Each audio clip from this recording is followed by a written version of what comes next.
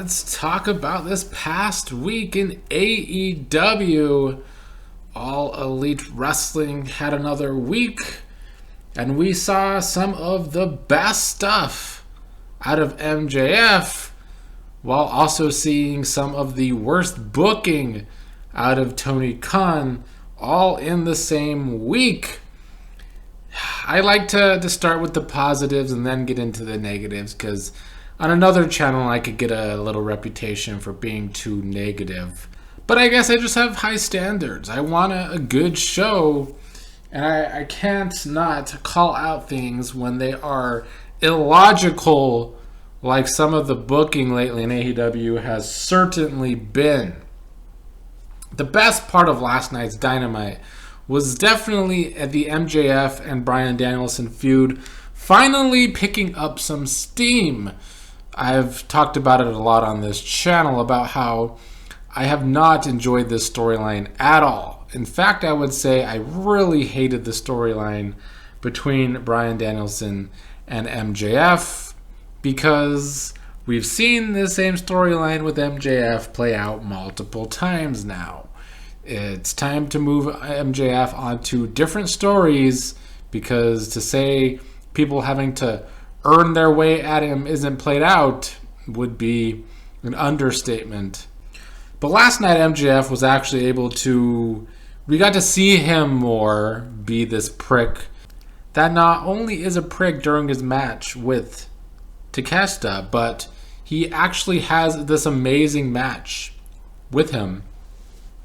We see him, it was a little choreographed like a lot of matches these days, but him getting clothesline from the top rope and landing on his feet was a nice touch.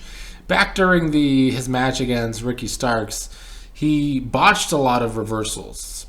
In this match, MJF showed that he was able to pull off the reversals this time and really come out looking good in the ring. I genuinely think this is my favorite match I've ever seen MJF in.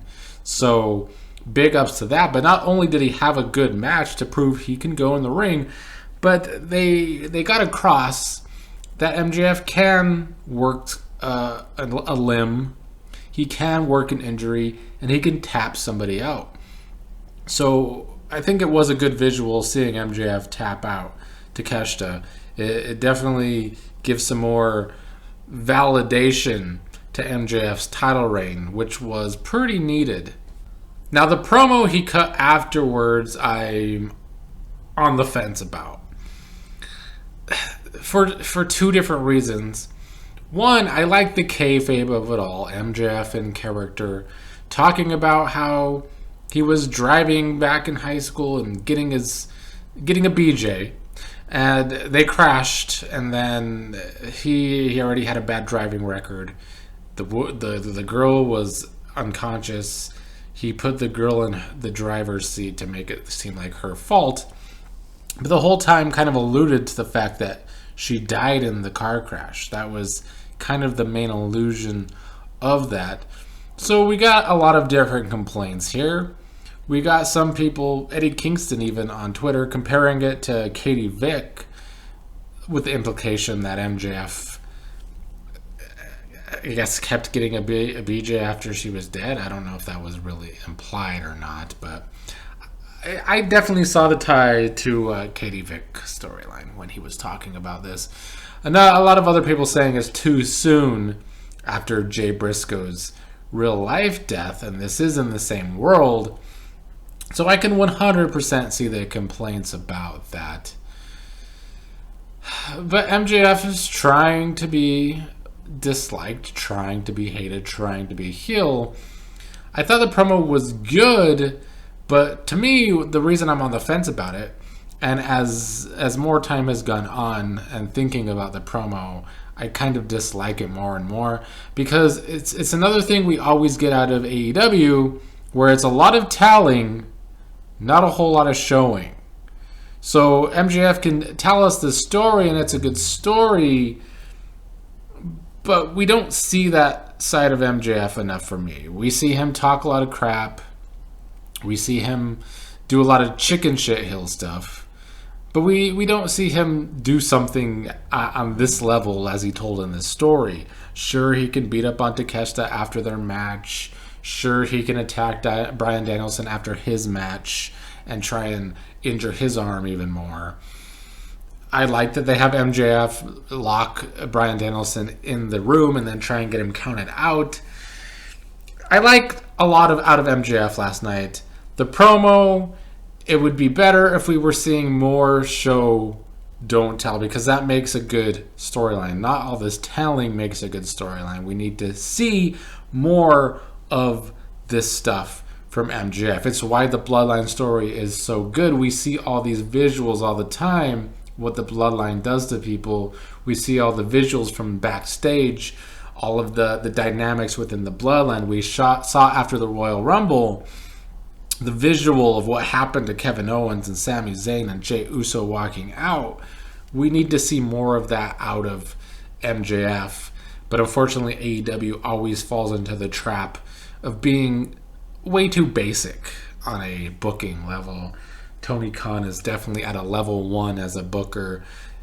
In spite of the AEW hardcore fans and the Meltzer marks always voting him Booker of the Year, despite all of that, and to be fair, I mean, it's not like he had a lot of competition during those days. The WWE since 2019 hasn't been very good.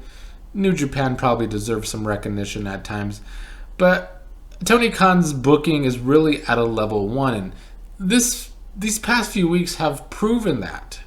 It's been proven now at this point that Tony Khan's booking is bad.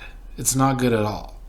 We're seeing he's a one-trick pony. Once he ran out of people to keep signing, he's now just telling the same stories over and over. It's not bad enough that we see MJF in the same story for like the 3rd time in a row, where everyone has to earn a shot at him. Bryan Danielson has to earn a shot at him. We're now seeing the same exact story out of Ricky Starks and the Jericho Appreciation Society, where Ricky Starks has to earn his way to get a shot at Chris Jericho. Well, the reason this is actually so illogical anyway, why does Ricky Starks even want to face Chris Jericho again? That must have gotten lost in translation to me, because Ricky Starks already beat him. So why does Ricky Starks want him again? I'm not seeing this at all. The story sucks too. And you could say it's different because it was all in the same night. Ricky Starks had to run the gauntlet on the Jericho Appreciation Society, but he falls short, so clearly that's going to continue, and clearly he's going to have to keep trying to prove he deserves a shot at Jericho when it's illogical for him to want to do all this to get a shot at Jericho in the first place. He already beat him. More bad booking out of Tony Khan. Last week, Wardlow finally returns at the end of Dynamite after he's already been ice cold thanks to Tony Khan's bad booking. This week on Dynamite, Wardlow's nowhere to be seen. Talk about continuing to drop the ball with this guy. It's one of the things that AEW struggles with most thanks to the bad booking. They don't know how to keep people over, keep an angle over, keep a wrestler over, because they keep doing this level 1 booking crap. The argument can be made that the only people that have been consistently over in AEW now is the Acclaimed, and then last night they lose the titles to the Gun Club. People upset about that. It could have worked even better if they would have just told the story they set up in the first place. Billy Gunn turns on the Acclaimed to be with his sons, but instead they just beat up Billy Gunn. They keep do all this cheating. There's a ref bump and the Gun Club wins. Just basic wrestling 101. But now what do? We just go into a story where either the Acclaimed or FTR beat the Gun Club for the titles at the next pay-per-view. But what did you accomplish doing all this? Nothing. You didn't tell the story. You started to tell it with Billy Gunn. You then told nothing now. It's a trend. And last week's... I took some weeks off from complaining about Rampage and complaining about Dark and Dark Elevation and how it's A wasted time where Tony Khan has all this airtime to try and get people over, to try and tell stories. And then on Rampage last week, it was the worst Rampage ever. There was nothing to look forward to. Every single match was a glorified squash match. And I'm sick of the excuses of the time it's on late. Yes, it is on late. It's not going to get a huge audience. But it still gets a decent amount of audience. It gets almost half of what Dynamite gets. So if you were actually putting a real effort into the show, I think you could get more viewers.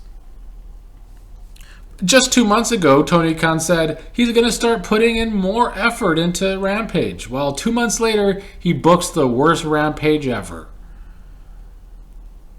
And then during that Rampage, there's a match between Swerve and Brian Pillman Jr., where after the match, Swerve and his two weirdo white guys are beating on Pillman Jr., and Dustin Rhodes makes the save. But just several weeks ago on Dark or Dark Elevation, I don't remember which one, they set up this story where Arn Anderson wants to start basically managing Brian Pillman Jr. and having Brian Pillman Jr. and Arn Anderson Jr. work together. So why the hell didn't those two make the save?